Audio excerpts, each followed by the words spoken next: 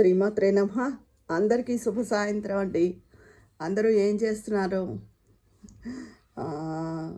పడుకున్నారా? లేచారా? ఎవరినైనా డిస్టర్బ్ చేస్తున్నానా? అయితే మార్నింగ్ వీడియోలు చేయడానికి చెప్పాగా, కొంచెం నాకు బిజీగా ఉంటుంది ఈ మధ్య. కొంచెం మా వారి వర్క్ అది ఉండి, టిఫిను అవి ఆ టైము, తర్వాత వంట, అలా గబగబా టైం గడిచిపోతోంది. దాంతో మార్నింగ్ అవ్వడం లేదు.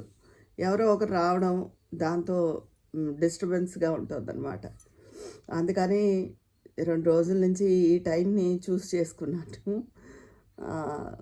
అయితే ఇప్పుడు సమాజంలో చాలా దారుణమైన హత్యలు జరుగుతున్నాయి, ఆత్మహత్యలు జరుగుతున్నాయి ఎక్కువ. హత్యలు తెలిసిపోతాయి హత్యని. ఆత్మహత్యలు కింద ఉంటున్నాయి, కానీ అవి హత్యలేమో అని అందరి అనుమానం. అందుకు ప్రధానమైన కారణం ముఖ్యంగా ఆస్తుల విలువ పెరిగిపోయిందండి విపరీతంగా. ఒక అపార్ట్మెంట్లు అవనివ్వండి, ఒక స్థలాలు అవనివ్వండి, ఇళ్ళు అవనివ్వండి, వాటికి విపరీతమైన ధరలు పెరిగిపోయాయి. ఇదివరకు ఇంతంత రేట్లు లేవు. అలాగే బంగారం విలువ కూడా చాలా పెరిగింది. ఆ హత్యలు ఆస్తుల కోసమే జరుగుతున్నాయి. హత్యలు అంటే పైకి ఆత్మహత్యలాగే ఉంటున్నాయి. కాకపోతే అది ఎప్పుడో అప్పుడు పోలీసులు దాన్ని ఛేదిస్తారు, తప్పకుండా బయటపడతాయి అవి.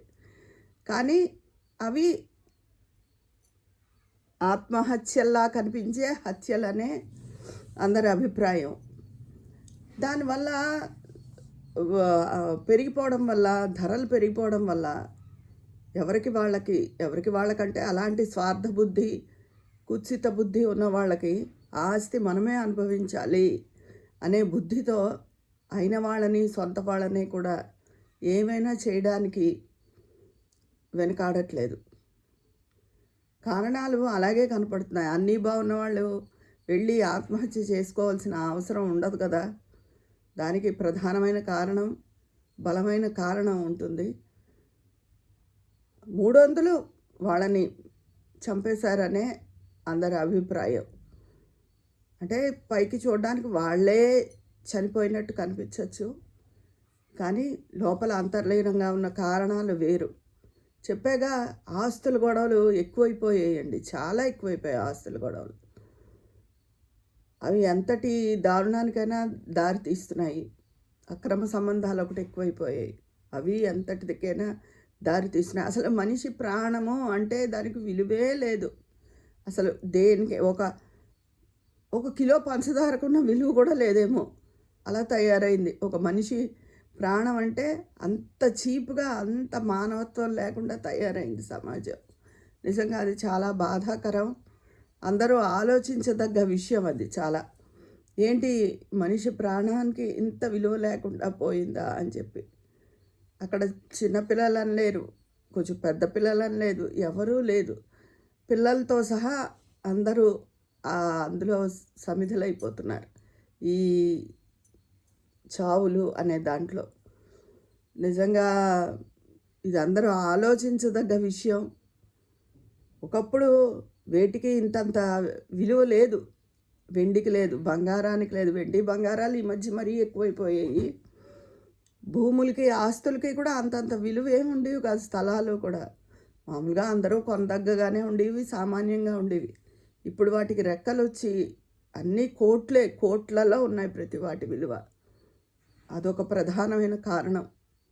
దాంతో అవతల మనిషి ఏమైనా అయిపోతే అది మనకి కలిసి వస్తుంది అన్న బుద్ధి చాలామందిలో బయలుదేరింది. అలా లేకుండా మంచిగా ఉన్నవాళ్ళు ఉన్నారు, కానీ ఇలాంటి సంఘటనలు, దారుణాలు మాత్రం ఎక్కువ జరుగుతున్నాయి. దాంతో మనిషి ఉనికికే ప్రమాదం ఏర్పడింది. ఎవరిలో ఎప్పుడు ఏ బుద్ధి ఉంటుంది ఏంటి అని చెప్పేసి. అసలు బంగారానికైతే పెద్దవాళ్ళు కానీ, వృద్ధులు కానీ వాళ్ళే ఉంటే ఒక చిన్న సూత్రాలు తాడే వేసుకున్నా కూడా భయపడవలసిన పరిస్థితి వస్తుంది. ఎందుకంటే ఒక 3-4 కాసులు తక్కువ ఉండదు, కనీసం 3 కాసులు తక్కువ ఉండదు.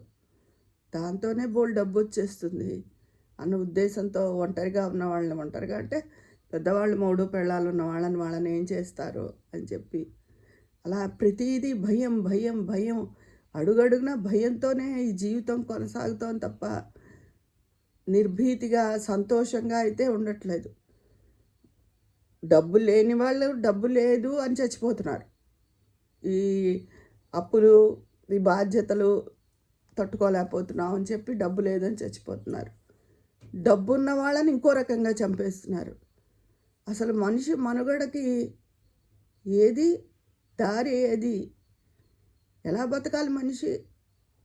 ఉన్నవాళ్ళని ఒక రకంగా చంపేసి లేని వాళ్ళు లేదని చచ్చిపోయి ప్రాణాలకు విలువే లేకుండా పోయింది. అసలు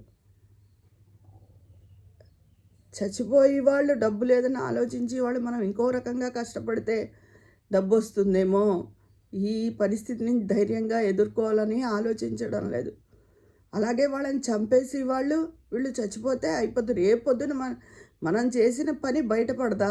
మనం కటకటాలు వెనకాల కూర్చునే పరిస్థితి రాదా? పరువు పోదా? ఇవేమీ ఆలోచించడం లేదు. డబ్బు వచ్చేయాలి. అదొక మేనియాలా తయారైంది. నిజంగా ఈ సమాజంలో పరిస్థితులు చూస్తుంటే చాలా భయానకంగా, చాలా హృదయ విదారకంగా ఉన్నాయండి. ఏ రకంగానూ మనం మాట్లాడేలా లేదు అసలు పరిస్థితి. దేని గురించి చెప్పేలా లేదు. గుళ్ళు గోపురాల చుట్టూ తిరిగి వాళ్ళు తిరిగేస్తున్నారు. ఇది ఎక్కువైపోయింది. అంటే వాళ్ళు జీవితం ఎలా ఉంటుంది అన్న భయంతో తిరుగుతున్నారా, నిజంగా భక్తితో తిరుగుతున్నారా తెలియట్లేదు. ఇప్పుడు శ్రీశైలంలో బ్రహ్మోత్సవాలు, అక్కడికి జనాలు భక్తులు పోటెత్తి వెళ్ళిపోయారు. ఇక్కడ దాకా కర్నూలు, శ్రీశైలం రోడ్డు దగ్గర నుంచి కర్నూలు దాకా మొత్తం ట్రాఫిక్ అంతా జామ్ అయిపోయింది. అంత మేర అది ఎంత ఇబ్బందికరం అసలు. ఇదివరకు గుళ్ళకి వాటికి వెళ్ళేవారు, కానీ ఇంత పిచ్చిగా మాత్రం ఎవరు వెళ్ళేవారు కాదు. నిజంగా వీళ్ళంతా భక్తితోనే వెళ్తున్నారా, లేకపోతే జీవితం మీద అభద్రతతో బతుకు ఎలా గడుస్తుంది అని భయంతో వెళ్తున్నారా, లేకపోతే అందరికీ షో ఆఫ్ కోసం వెళ్తున్నారా? అంటే నేను ఎవరినో కించపరచడానికి చెప్పట్లే. ఎందుకంటే ఈ రోజుల్లో పూజలు ఒకళ్ళని చూసి ఒకళ్ళు వంతుల పూజలు ఎక్కువైపోయాయి, అందుకని చెప్తున్నాను. లేకపోతే ఏంటండి అంత జనమా? ఏమన్నా అంటే పోలీసుల వైఫల్యం, ప్రభుత్వ వైఫల్యం ఇలా అంటారు. అంటే అంచనాలకు మించి జనం వచ్చేస్తే అక్కడ వాళ్ళు అంత భద్రతా సిబ్బందే లేకపోతే వాళ్ళు ఏ రకంగా కంట్రోల్ చేయగలుగుతారు? అక్కడ ఏమైనా తొక్కిసలాట జరిగినా, ప్రాణాలు పోయినా నింద ప్రభుత్వం మీద వేస్తారు. ఎవరి ప్రాణానికి వాళ్ళే మూల్యం చెల్లించుకోవాలి. వాళ్ళ కుటుంబ సభ్యులు అందరూ బాధపడతారు కదా. ప్రభుత్వం ఏదో ఎక్స్గ్రేషియా ఇస్తుంది, అంతకన్నా ఏం చేస్తుంది? 2 సానుభూతి మాటలు చెప్తారు. ప్రభుత్వాన్ని కూడా ప్రతిదానికి నేను ఎన్నోసార్లు చెప్పాను, ఎవరి ప్రాణం వాళ్ళకి ముఖ్యం, నింద ప్రభుత్వం మీద వేసేయకూడదు అని చెప్పి. అంతంత జనాలు వెళ్ళిపోవడం ఏంటి అసలు ఏమీ అర్థం అవడం లేదు. అలాగే మనిషి ప్రాణాలకు విలువ లేదు. అప్పులు ఉన్నాయి బాబోయ్ అని చచ్చిపోతున్నారు, లేకపోతే ఆస్తున్న వాడిని ఎవరో చంపేస్తున్నారు. ఇలా గుళ్ళకి గోపురాలకి వెళ్ళి ఇరుక్కుపోతున్నారు. అసలు ఒకప్పుడు ఒక 10 ఏళ్ల క్రితం కూడా ఇలా లేదు. ఒక 10 ఏళ్ళు 2010 నుంచి ఈ దారుణాలు చాలా ఎక్కువైపోయాయండి. ఏమన్నా అంటే బ్రహ్మంగారు చెప్పారు ఇలాగే ఉంటుంది అలా అనే సరిపెట్టేస్తున్నారు. కానీ దీని అన్నిటికీ ఇప్పుడు ప్రతి ఒక్కళ్ళు కూడా ఇలాంటి స్థితి ఉండకూడదు అని మనం ఖచ్చితంగా ప్రతిరోజు అందరూ అనుకోవాలి. ఎవరి ప్రాణానికి చాలా విలువ, భూమి కన్నా విలువ, బంగారం కన్నా విలువ, అన్నిటికన్నా ప్రాణం అన్నది చాలా విలువైంది. అది భగవంతుడు ఇచ్చింది.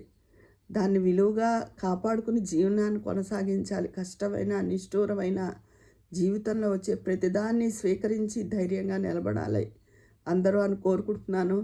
మనుషులను చంపే దుర్బుద్ధి ఉన్న వాళ్ళు ఎప్పటికీ బాగుపడరు. ఒకవేళ అలా దురుద్దేశంతో చంపిన వాళ్ళని పోలీసులు పట్టుకోకుండా ఉండరు. ఎప్పటికైనా వాళ్ళు కటకటాన్ని వెనకాల నిలబడవలసిందే. దానికన్నా ఉన్నదాంతో ఎవరికి ఉన్నదాంతో వాళ్ళ తృప్తి పడితే బాగుంటుందని కోరుకుంటున్నాను. నేను చెప్పిన ఈ మాటల మీద మీ ఉద్దేశం ఏంటో కూడా తెలియజేసేయండి. అక్కడ మాట్లాడుకుందాం మరి. ఉంటాను. మీ స్నేహితురాలు విజయ పన్నాల.